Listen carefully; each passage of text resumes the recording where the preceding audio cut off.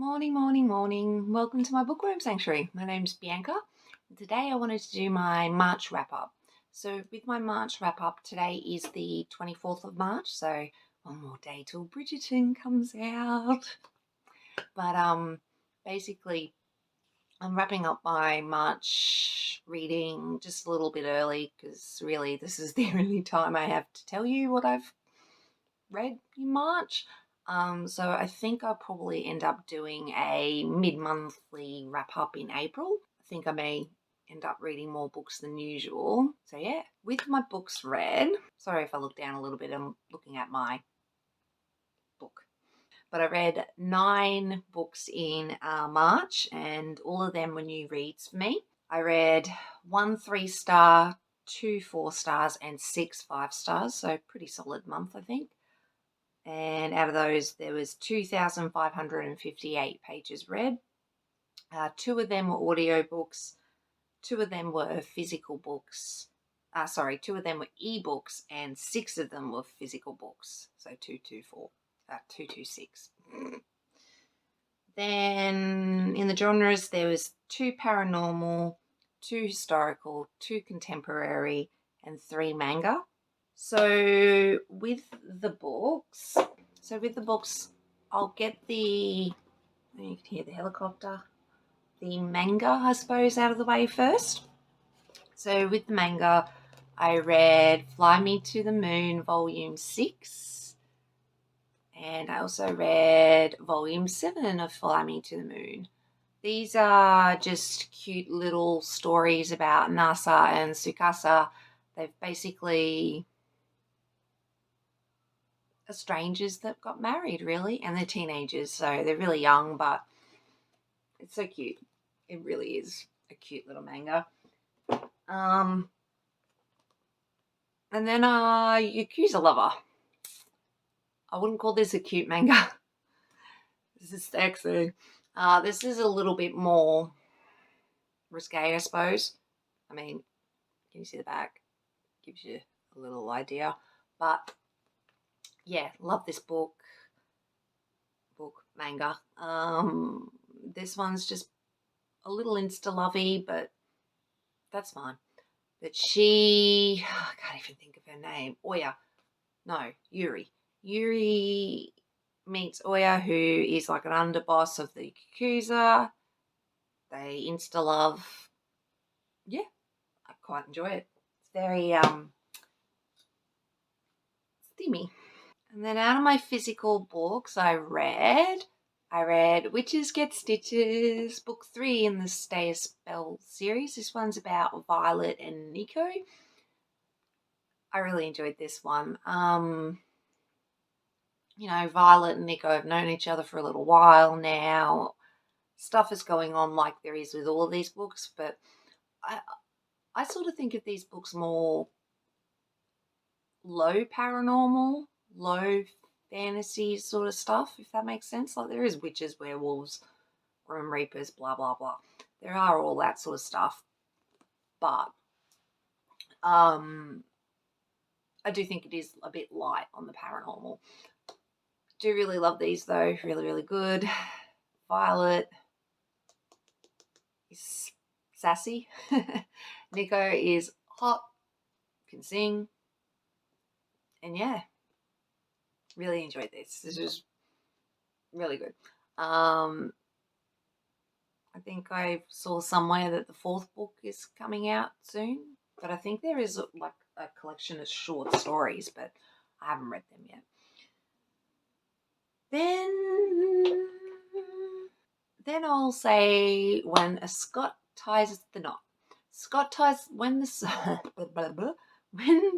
a Scot Ties the Knot is by Tessa Dare. And this one was really cute. Maddie and Logan. Maddie basically makes up Logan. This Logan Mackenzie. This Scottish Highlander dude. Anyway, he's meant to be off at war, and she fell in love with him, and she sends him letters, but really she made him up.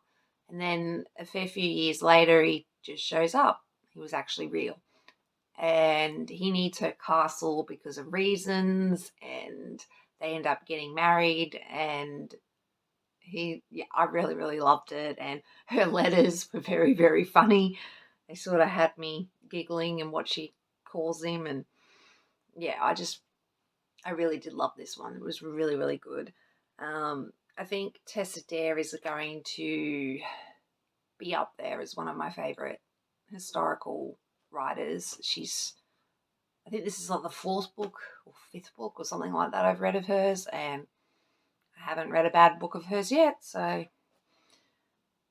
and then I guess while we're still talking about Tessa Dare, I also read Romancing the Duke, which is actually the first book in this series, which I can't remember what series it was called. Castles Ever After, maybe? Something like that. Anyway, I didn't find reading them out of order to be jarring, or like I could still follow the story really well. Romancing the Duke is about Izzy and Ransom. Ransom's blind, more or less, and yeah, and he's grumpy. And Izzy's on, is it old? Is old?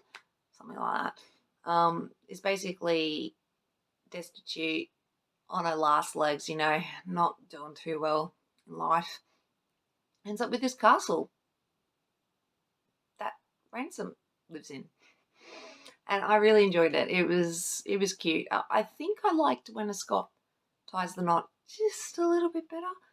But both of them were really good. Both of them had me giggling, and yeah, I really enjoyed them.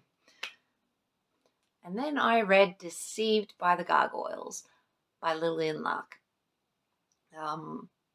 This one was, I'm 99% certain I saw Steph talk about it from the Novelty Corner. So yeah, it was like about gargoyles. I love gargoyles. I love anything weird.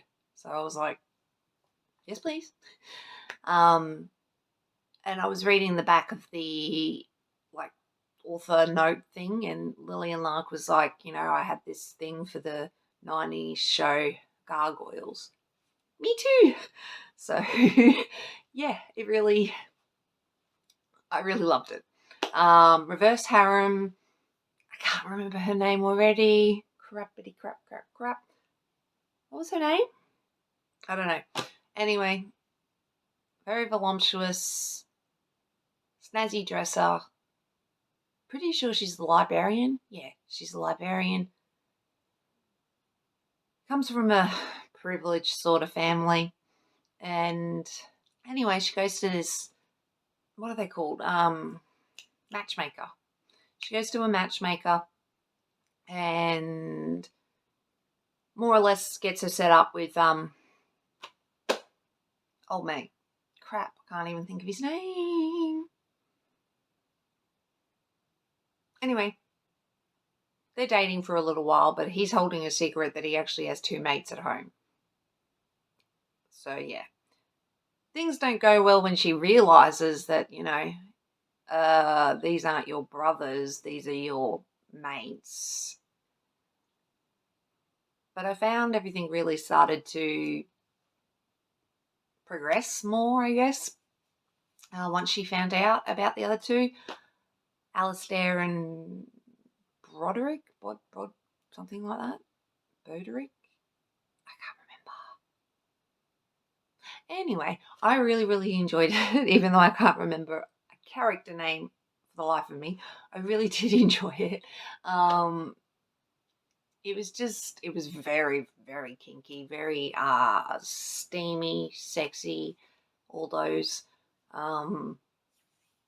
Yeah, I really, really enjoyed it. It was, a typical reverse harem. Not necessarily hugely plot driven. I mean, there was a plot in there. But yeah, anyway, I loved it. Really loved it. And then I read Not My Type by Evie Mitchell. I actually put this down as my April TBR. So I read it ahead of schedule. I was meant to read it next month, but I sort of picked it up and I was looking at it and reading the first couple of reading the first couple of sentences or so, and yeah, ended up not being able to put it down and read it from start to finish. It's not overly long book either. It's just over 200 pages, I think, and I really loved it. I loved everything about it. Jay and Frankie. Jay was a little. Jay had his hang-ups, but I liked. Even the third act conflict bullshit didn't bother me. You know what I mean? Like, everything about it was. I really enjoyed it. I really did. It was a really great little book. Frankie uses a wheelchair.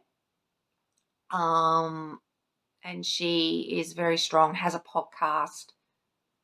Has been nominated for a potty, and I'm pretending I know what that means. I think it's like an award for podcasts. I don't really listen to podcasts, so I wouldn't know. And yeah, it was fantastic. I really did love it. I think I'm moving the second book in the series, the all access series, into, I think it's called Love Flushed. So I'm sort of moving that into my April TBR instead of Not My Type, because, yeah, I read it ahead of schedule. But I'm not mad about it. I really, really enjoyed the book. It was fantastic. And then I have one more. One Night of Scandal. I don't know what to say about this one. This was my 3 stars. I love Elle Kennedy. I really do. She's a great writer. This book wasn't for me, though. It's the second book in the After Hours series. So Reed's an MMA fighter. Darcy is actually the ex-girlfriend of AJ. And you sort of realise that in the first book that Reed had a thing for Darcy. Anyway, I was really on board for this. It's really not that long, so it's kind of a novella. Look, I don't really want to say anything bad about it, but I didn't really like this one. I was all on board for it. I liked everything about it until the third act bullshit.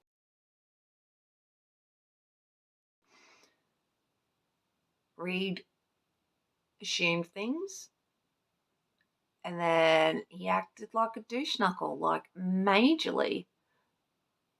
And then, yeah, sorry, spoilery. I might be spoiling the book for you, but no. And Darcy just was like, oh, I understand where he's coming from. Okay. Yes, I understood where he was coming from. But no, he shouldn't have. No, he shouldn't have flirted with another chick. Like, no, in front of her too, in front of Darcy. He was just a fuck knuckle. Just because he overheard a conversation and then didn't stick around for the end of the conversation. I mean, if you're going to freaking eavesdrop the whole goddamn conversation and then make your assumptions. Don't just hear a partial part of the conversation and then make an assumption. And yeah, no, he was. Reed, you're a fuckwit. Sorry, this actually really annoyed me. So I was really onto this book until the last couple of pages. And then it all just wrapped up hunky-dory and they were all happily ever after, which is good, but no, he needed more grovelling as far as I'm concerned, and he shouldn't have done it in the first place.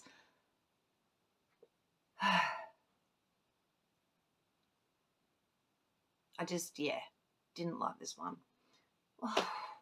That's not true. I liked it. It just frustrated me. So yeah, no. That was it. So that was the 9 books that I read in March. Thanks for watching, guys. I really appreciate it. Yeah, I will probably end up letting you know some more books. So yeah, I really appreciate it, guys. And hope you got some reading done in March as well. So if you have any questions for me, plop them down below or DM me on Instagram or whatever you want to do. I want to do like a little Q&A thingy majiggy soon. So yeah, let me know if you want to know anything about me and I'll answer them in a video. Anyway, thanks so much, guys. I will catch you later. Take care. Bye.